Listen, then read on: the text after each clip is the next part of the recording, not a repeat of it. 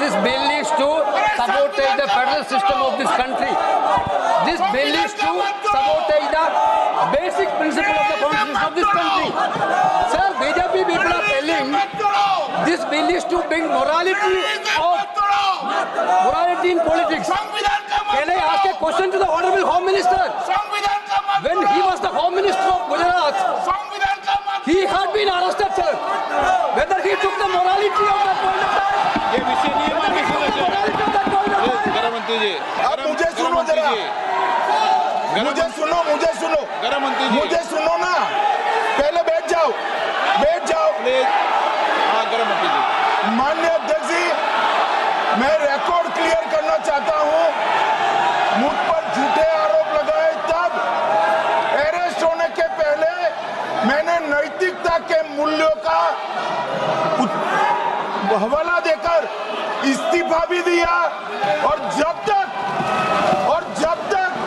मैं कोर्ट से निर्देश नहीं हुआ कोई संविधान पद मैंने स्वीकार नहीं किया। ये क्या सिखाते हैं नैतिकता में? मैं तो इस्तीफा देकर गया था और मैं तो चाहता हूं कि ये नैतिकता के मूल्य बढ़े। हम ऐसे निर्लज्ज नहीं हो सकते कि हम पर आरोप लगे और हम संवैधानिक पद पर रहें। अरेस्ट के पहले मैंने इस्तीफा दिया है। माननीय सदस्य, आप बिल पर बोलिए। आप 72 के नियम के तहत बोलिए। sir, this name है, आपका डायरेक्शन है। 19 आप 72 नियम के तहत बोलिए। सर, नाइट नहीं है सर। नियम के तहत बोलो आप 72। सर, this आपका डायरेक्शन है 19A, 19B। हाँ है। Southern call भी है।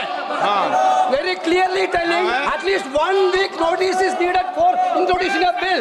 Sir, I am telling that this bill is to target the opposition ruling government. This bill is to threaten the people like Nitish Kumar and Chandrababu Naidu. This bill is to blackmail the party. Sir, my point one. आप माननीय सदस्य, आप 9 चलिए।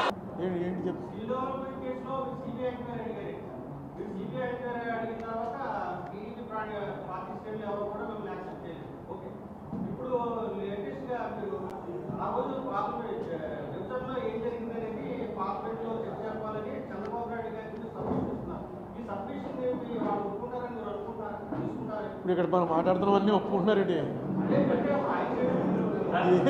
మనం మాట్లాడుతున్నాం ఏదో ఒప్పుకున్నారా ఇప్పుడు వరకు? ఏదో మన గోళ మంది వాళ్ళ గోళ వాళ్ళది.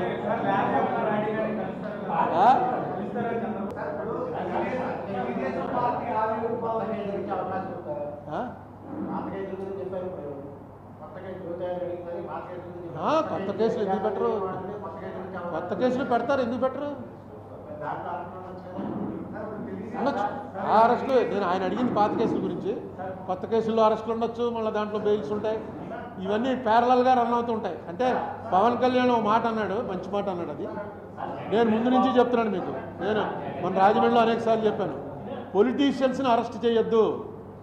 పొలిటీషియన్స్ని వాళ్ళ ఆస్తులన్నీ జప్తు చేయండి అని తిరగడానికి వీలు లేకుండా చేయండి. జైలుకి వెళ్ళాడో వాడి పాయింట్లు. చంద్రబాబు నాయుడు జైలుకి వెళ్ళిన రోజునే మనం ప్రెస్ మీట్లో చెప్పాను, జైలుకి వెళ్తే గెలుస్తాడు అంతే. నువ్వు మనిషిని పెంచుతున్నావు, జైలుకి వెళ్ళిన మనిషి మీద సింపతి వస్తుంది. చంద్రబాబు లోకేష్ నేను వేరుగా చూడండి, ఇద్దరు ఒకటే. చంద్రబాబు నెక్స్ట్ లోకేష్. మీకేమైనా అనుమానమా? నాకేం అనుమానం లేదు. వారసత్వాలు గైరసత్వాలు అనేవి ఇక్కడ ఇండియాలో ఖచ్చితంగా నడుస్తాయి, అన్ని స్టేట్లలో నడుస్తున్నాయి. ఇప్పుడు మమతా బెనర్జీ పెళ్లి చేసుకోలేదు, ఏం చేసుకోవాలని తీసుకొచ్చి మేనాలుండి పెట్టిందిగా. ఎవరో నమ్మాలి కదా. ఓన్లీ కాంగ్రెస్, ఇందిరాగాంధీ, నెహ్రూ అనేవారు. ఇప్పుడు అయ్యే పార్టీ చూసుకోండి, ఎక్కడో 2-3 చోట్ల నవీన్ పట్నాయక్, ఎందుకంటే వాళ్ళు పెళ్ళిళ్ళే చేసుకోలేదు. మోడీ కూడా అంతే. మోడీకి వారసత్వం ఏం లేదు, పార్టీ ఉంది వాళ్ళకి, చాలా బలమైన పార్టీ అది.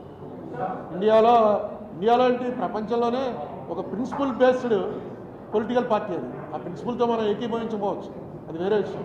చూడండి, అందుకే ఎంత బీజేపీ వాళ్ళు ఎంత తెలివిగా ఆలోచించారు చూడండి. కేంద్ర మంత్రి, రాష్ట్ర మంత్రి ఇద్దరిని కూడా మామూలు పార్టీలో ముందు నుంచి వచ్చిన వాళ్ళనే ఇచ్చారు. మర్మగా మంత్రి వస్తుంది రావడం అనుకోలేదు. అలాగే అక్కడ ఇంకొక ఆయన రాయలసీమ నుంచి వచ్చాడు, పేరేంటి, సత్యకుమార్. పార్టీ. అరుణ్ కుమార్ టికెట్ అవడం అనుకున్నాడా? పార్టీ. అంతే. అది పార్టీ అనేది బీజేపీ అనేది ఒక పార్టీ ఉంది కాబట్టి కరెక్ట్గా నేనే అనుకోలేదు. ఎందుకంటే ఎంతోమంది కోటీశ్వర్లు ఉన్నారు బీజేపీ పార్టీ తరఫున ఎక్కిన వాళ్ళు కూడా. వాళ్ళందరినీ కాదని అసెంబ్లీలో ఉన్నారు, పార్లమెంట్లో ఉన్నారు, గవర్నమెంట్కి చాలా దగ్గరగా ఉండేవాళ్ళు ఉన్నారు. వాళ్ళందరినీ కాదని సామాన్యులు ఇద్దరికి ఇచ్చారు. సో వాళ్ళు బలపడదామని చూస్తున్నారు, బలపడతారు కూడా.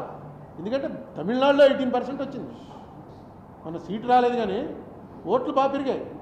ఇక్కడ కూడా పవన్ కళ్యాణ్ తోటి కలిసి ఉన్నారు, పెరుగుతారు. అది పెరగడం అంత మంచిది కాదని నా ఉద్దేశం అనుకోండి, అది వేరే గొడవ.